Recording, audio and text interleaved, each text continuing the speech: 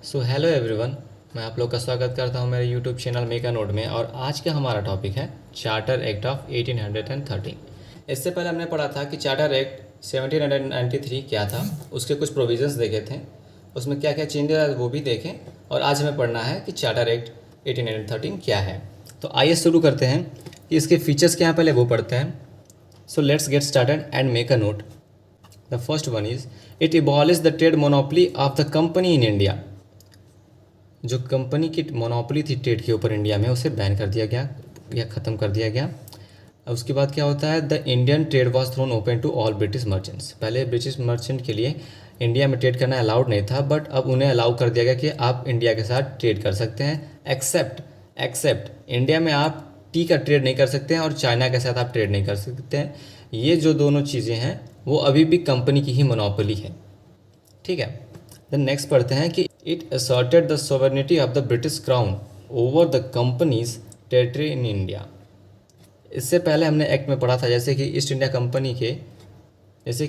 Company के जो भी टेरिटरीज थी उन्हें ब्रिटिश पोजीशन ऑफ इंडिया कह दिया गया था।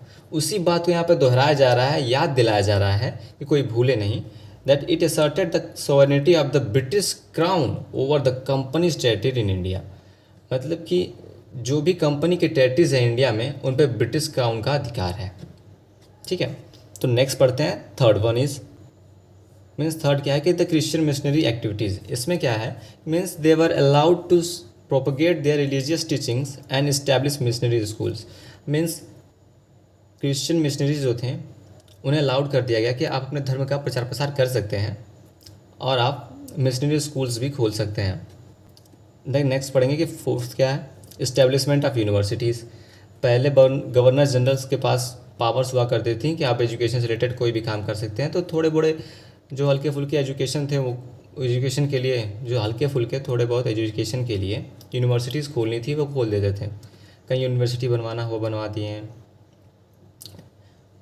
बस इतना ही करते थे, इससे ज़्यादा नहीं।